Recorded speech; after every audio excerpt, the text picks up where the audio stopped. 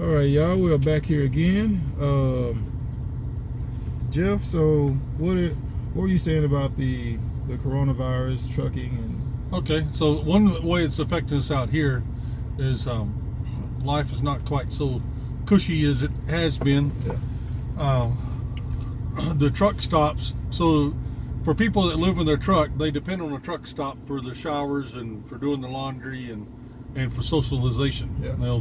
They'll go and sit inside the truck stop and talk. Yeah.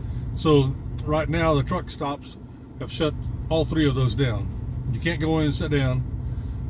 You can't use the showers, and you can't use the washing machines. So Even the van hook. van hooks down too. Yep. So You can walk in there, but you can go to the bathroom, but that's all. So that's a major hit for guys that are living out of their truck. Now it's not affecting me because I actually have a trailer that I'm living in, mobile, or like a travel trailer that is provided by the company I work for, and it has a washing machine and all that, so no problem. But if you're living in the truck, then that's a lot more difficult. And then another thing is that, so when you're driving a truck, home cooked meals is a rarity. So you got to fix your meal. I used to use a lunchbox cooker and cook my meals in lunchbox cooker, but here the last little while we've started getting spoiled because as the oil field develops, there's more available. So one thing is the disposals. They all have that's food. The NGL, man. The NG. It's not called NGL anymore. Hawkeye. Hawkeye. So the Hawkeye, and sometimes on Sundays they'll fix you a steak. They'll fry you up a steak. You didn't even have to buy food when you came out to work. There's actually guys that work out here that do not buy any food. If they have a production route where they're in that disposal, every single day, multiple times a day, that's all they eat is the food at the disposal serve, and the food is free. Yeah. So like the Hawkeye, they've got 5 crock pots and they got a microwave and they got a cold food case and they've got a grill, and they're set up like a restaurant. You go in there and you have your hot. They've got certain times for breakfast, for lunch, and for supper. So you time your loads so you get in there during those times, and you got your 3 meals a day. Because you got the Hawkeye. The White Owl tends to have like the pizzas and the other stuff. Now the White Owl has like pizza. They've got they're the only ones I know of that have a drink machine, so a soft drink machine. I hadn't been there in a while. You're And then talking about the White Owl. Yeah, it used to be the RCD, but because I worked there actually several years ago when it was the RCD, I was a disposal operator. Okay. Because you got them. And then there's the Doll, which is so the Doll and the Hawkeye are next to each other. The Doll is owned by Goodnight Midstream. That's it. Goodnight Midstream. They got that one and the one up by Tobacco Gardens. Right. And then Hawkeye is owned by B&N. Okay. B&N Tallgrass, I think. Okay. They just went through a change, so I'm not sure if it's still operating under B&N or they just got bought out. Okay. And you got Secure. And you have Secure.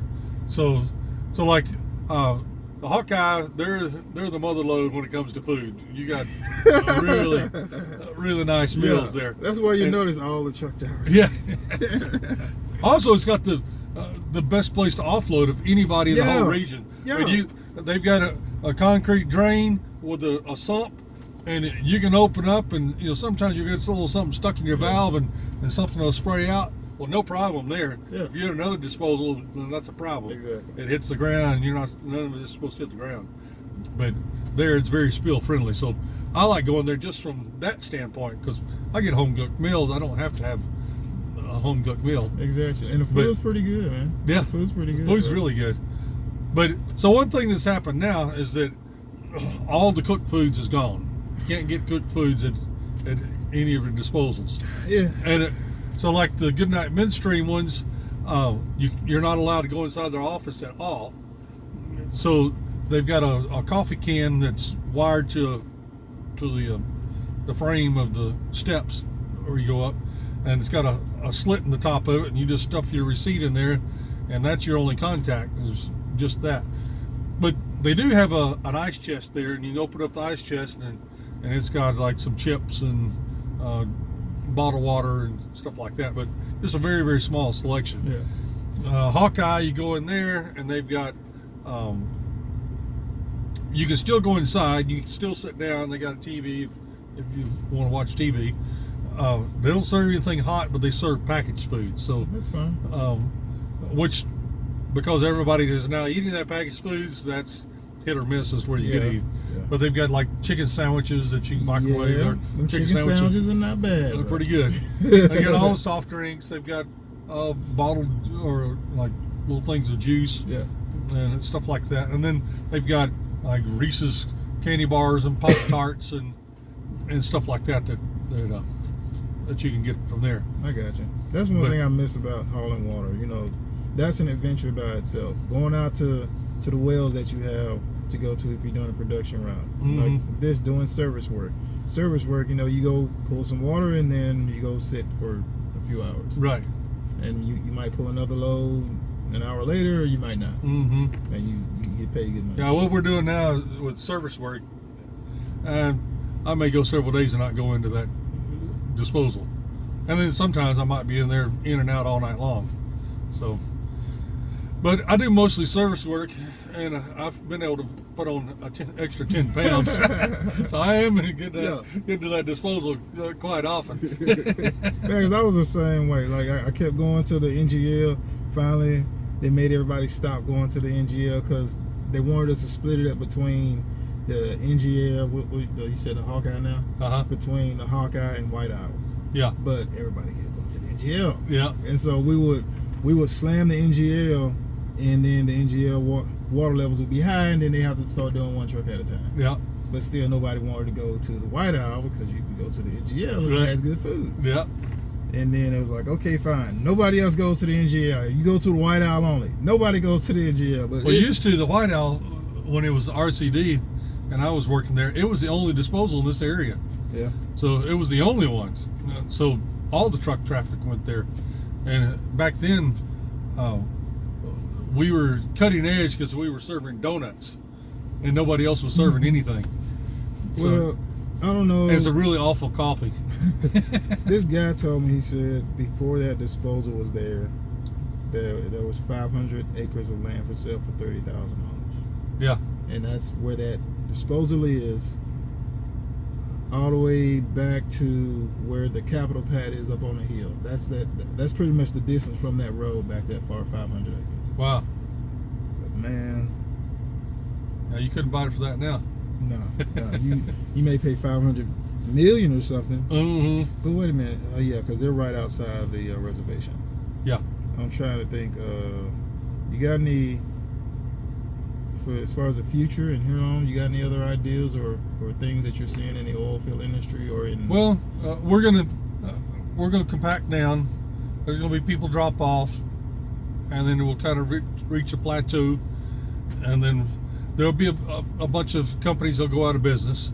So the businesses that are leveraged really high on debt, they're the ones that's going to go out. Yeah. So, but MBI is done. MBI is done. They're closing the doors on March the 15th. So, I don't know if anybody is still running for them, but I think the March 15th is the final. And you know what? We're coming up on spring. What's the name of the Richard Brothers will be having their spring auction. So if nobody else buys them, yeah, more than likely that equipment's going to be there. Mm-hmm. Okay. Yeah, that's one thing that I'm wanting to go home and get my trailer and bring it back, because this is we're about to enter a buyer's market where there's going to be a lot more stuff for sale, because the guys that are living here, they're accumulating things and accumulating things and accumulating things. They've been here for several years, and well, it's all good. They got all these toys, and then when it comes time to go home, and they rent that U-Haul, okay, and they've got the U-Haul packed out, and it's like, what do I leave behind? Yeah, exactly. Well, I can't find anybody else to shuttle that extra pickup truck that I've got, Yeah. or I can't find anybody to, or Well, I don't think I can even make the note on this UTV that I've got here, you know. So all the people that bought four-wheelers and motorcycles and a truck to work on because they wanted something to do in their spare time. That's why we're always talking about saving your money, being smart, being patient, because it pays off in the long run. And I've got to say that I've been blessed to be patient, save my money, even when coworkers are making fun of me about being cheap. And, and like, hey, I'm in a position that I'm in because I've made good positive choices, and I hope y'all out there are doing the exact same thing. And Jeff, you're doing the same thing because you've already seen other people crash and burn. Yeah, when I came out this time, so I came out in October, and we're in what month? March. So we're in March. So my first focus when I came out is wipe out all debt. Yeah. So I took all my paychecks and just wiped out the credit cards. They're gone, and I had some hospital bills. They're gone. I paid everything off, and then I wanted to get set up with my own LLC for the future. For now too, but for the future. You can always do other stuff with it if you want to. And that costs money to get set up. So that cost me $4,000 actually to go through all of that. I could have done it much cheaper if I did it myself, but when you're working, you know, you pay somebody to do it or you do it yourself. Exactly. But when you're working like crazy, you don't have time to do it yourself. Exactly. So you pay somebody. So I paid somebody to set all that up. So I paid for all that. So I got all that. I got myself in a good position. Also, I bought $3,000 worth of clothes. It's expensive whenever you I wear a size 16 boot. That ain't cheap. And they're $170 for a pair of bogs that I wear, and I've already worn out 2 pairs since I've been here, and then a set of Red Wings. That's $250, $240. Dude, like that's that. why I stick with the Walmart $60, $70 boots. They're not waterproof, but they're extremely comfortable. Just I have to stay away from mud. I would be doing the same thing if I could wear them. Yeah. But Walmart doesn't sell them in size 16. Yeah. And I wear 16B too, so it's skinny. So okay. The Red Wings is the only one I can get that actually fits. The bogs don't fit.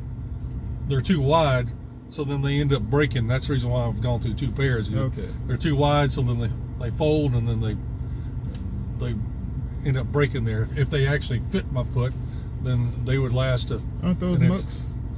No, they look like mucks, but they're bogs. Okay. So they're just like mucks. Yeah. So mucks is an excellent boot. It's cheaper than the bogs. Most guys buy one pair a year, and it lasts a year. But that's provided you got a normal size foot, which I don't have. I got you. So I know that it's going to cost me more for that, but it's cost of doing business. So, and plus FRs, you know, you have to have FRs to come out here on location. Mm-hmm. That's why I'm a fan of the coveralls, because the coveralls, you're covered with it. You just need your boots and your hard hat. Yeah. And you can.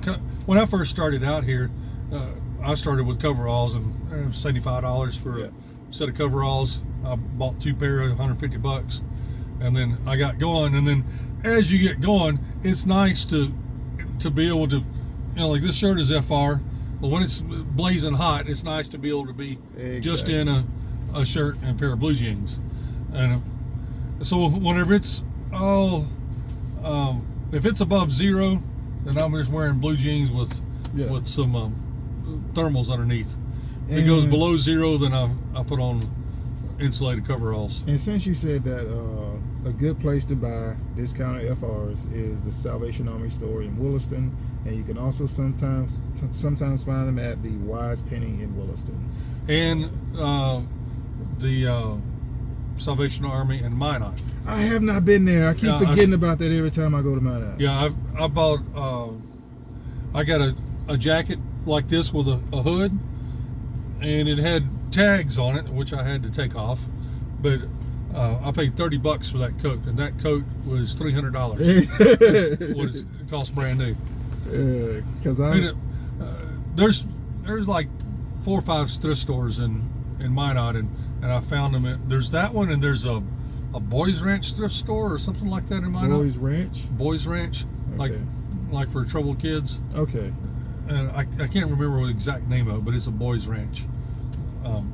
But they carry they have them a lot of times, and then and also eBay.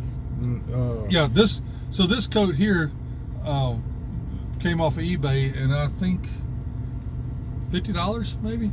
Or, It's a $300 coat. yeah, or sometimes if you are working out on location, ask the guys, hey, y'all got any FRs y'all don't want anymore? Because once they get so bad, usually people don't want them anymore. Mm-hmm. But it's still an FR jacket, and it's still gonna keep the elements out. Because I bought a brand new Halliburton FR jacket, and it was $50 off of eBay. But this thing was brand new with the tags on it, and I really wanted that Halliburton jacket. And I wore it twice. It's in my house. One thing that happens, see this? Yeah. So this happens. I've been wearing this coat since October, and without somebody doing some seaming up on it, it's gonna eventually come off. Yeah, it's gonna come off. But that's just part of it. Yeah. It's just like some of these come off on these coveralls, but I mean, after you've washed it, dried it, wore it, rigged up, rigged down in it, lifted iron in it, and done all of that stuff, in and out the truck, carrying hoses, back and forth, rain, sleet, snow.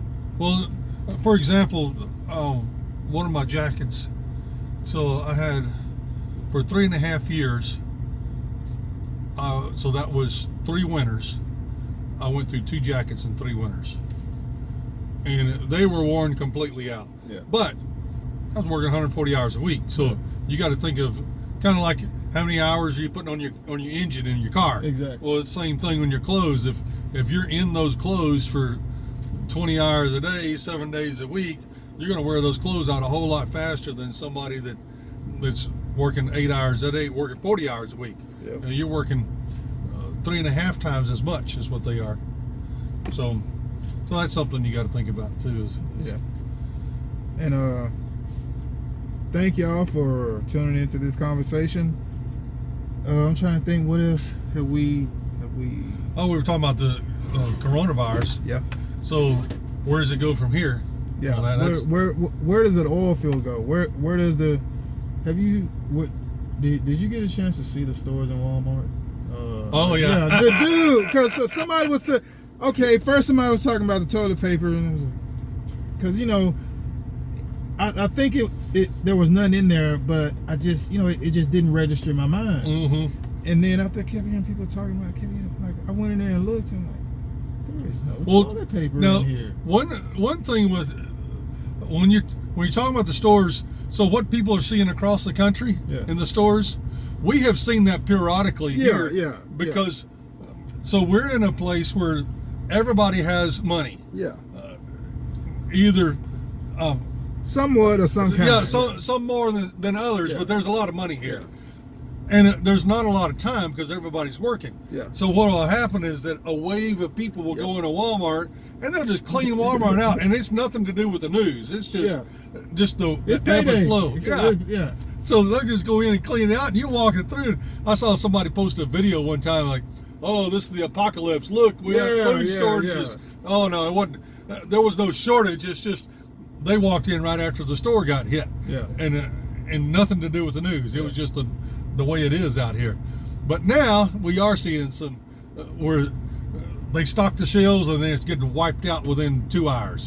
Because the 2 days before our hitch started, and I went into Walmart, I went in there and I looked. Then I went to Cashwise. Then I went to Albertsons, and I'm like, doggone it. Then later that day, I went back to Walmart and they had some soup. I'm like, that's all I wanted. I just wanted some soup. Well, out here, I don't necessarily take days off. Yeah. If there's work, even if it's just a little work, I'll just keep on going. Yeah. So, you got the oilfield exemption where you can work more than you can like if you're driving an over-road truck. Because like right now, you're not always working. Yeah, You're available, but you're not necessarily getting after driving down the road like a trucker is that's going over the road. He's 10 hours behind that wheel. Well, we're not typically 10 hours behind the wheel. And I've done that 10 hours. That ain't fun. Man. No, that is not fun, man. I get sleepy by it. Yeah, because I could do 10 hours, but I couldn't do 10 hours consecutive. Like I've done it. Yeah. If I was just really intended, I wanted to get from Dallas and I wanted to get into the state of Kentucky or northern Kentucky or something like that, and I really wanted to get there. Yeah. But usually it was drive 5, stop for 30, 45 minutes, just to stretch, walk around, check the truck, and then do my other 5, get to where I'm gonna shut down for the night, and then repeat the next day. Yeah. Well, here you're in and out. Yeah. You might sit for a little while, and then you might run for a little while, and then you sit for a little while. Yeah. And so it's not the same. Yeah. It's up and down. It's up and down. But we're talking about the grocery stores though being wiped out. So we're seeing that now. Toilet paper is hard to get. Now for me, I got lucky because because of the way we work, I don't ever know when I'm getting a day off. Yeah. Rig goes down, shuts down for whatever reason, and then I get a day or 2 off. Yeah. So whenever I get that day or 2 off, then I'll get out of the oil patch and I'll go somewhere, and I'll go be normal. Yeah, it's semi-normal.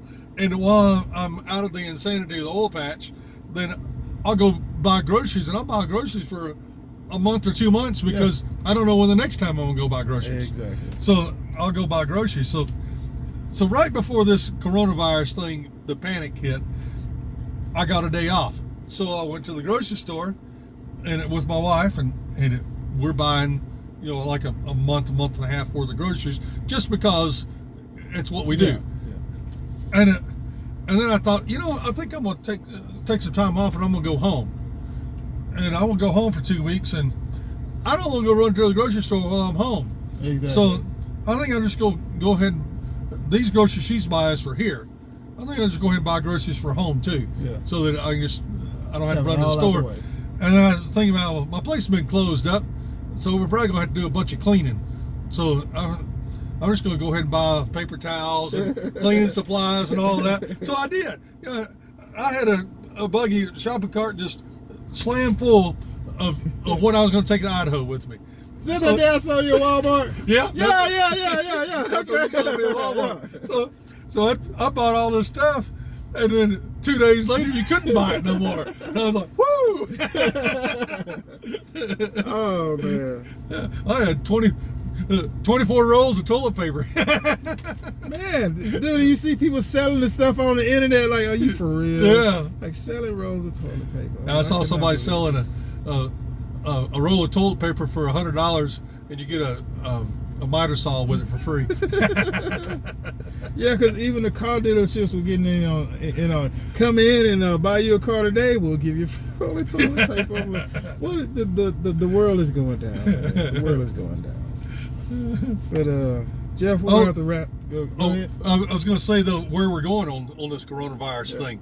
So it's a virus. It'll taper off, and as it tapers off, people will start moving again. They start moving. The demand goes up. The supply will go down. The price of oil will go up. Maybe next year we might have another round of this coronavirus, because that's kind of the nature of viruses. Yeah, it's kind of like a flu, so it's probably going to come back around. It's kind of like the flu, so it comes back around again. We'll go through the same thing again. It'll the demand will go down, the supply will go up, the price will go down on oil, so we'll go through a dip again. Yeah. But you plan for that. Exactly. You plan for it, and then you're in a better position. And one of the secrets to guys that make money is that they buy when everybody's selling. Exactly. And they sell when everybody's buying. Exactly. So right now we're entering a time when everybody's selling, so that's when we want to be buying. And then whenever it turns back around, that's when we want to be selling. So Jeff, what do you got going on with Scrappy Acres? Well, I've got a whole bunch of videos that I haven't edited, because it takes time. So probably whenever we go through the downtime, then I'll do that. I'll go through and edit those videos and post them. I'm not real good on that type of stuff, so it takes me time. So I think I've got video of I got a shop I built for $300, a 16 by 16 shop with 9-foot tall walls, and so I've got all of the footage of that. And then I've got I participate in open source ecology, which is we build the machines used to build a civilization. So like tractors, 3D printers, brick press for making bricks, and so there's about 50 different tools that we've got on our list, and we've been going through those and building them. So I've got me a 3D printer. It's a D3D Pro model printer that I'm going to put that together, which I am not real good on the technological part. Dude, you fixed up the Wi-Fi thing, bro. So yeah, you have the skills to do that. I can figure it out. It's just I'm not zipping through it like maybe somebody that's their thing. Hey, bro, if we were all younger, we would all be zipping through it. Oh, that's true. You know, so. But I'm gonna build that, and I'll film that as I put that together. Okay. So that'll be kind of neat to see. It's a pretty capable. And your YouTube channel's name is Scrappy Acres. Scrappy Acres Farm. Yep, Scrappy Acres Farm. Yep. And y'all can tune in for more of his videos. Y'all will see the picture of it right here. If I can get a picture of it on my phone. And want to tell y'all, thank y'all, appreciate that, and we'll try and keep y'all up to date with more videos and information. And this is Jeff, and I'm Jerry, or JP. And see y'all next time. And you want to give any shouts out to anybody, Jeff? I will say hello to my wife. I know she's my biggest fan. So. Well, with that being said, and my kids. Say hello to my kiddos if they tune into it. And all the guys and people that we work with. Oh yeah. Be safe. Donnie. Donnie. Jeff, the other Jeff, Shaq, Matt, all the guys that I work with, blue crew, red crew, green crew. You guys are awesome. See y'all on our off days, and make sure you check your equipment, double check yourself. You know, make sure you use double isolation where you need it, and make sure you open, close, open, all valves, and always check your pressures and your temps of your equipment. That's about all that I could really think of right now. So we'll see y'all next time. Until then, it's JP and Jeff signing off. All righty.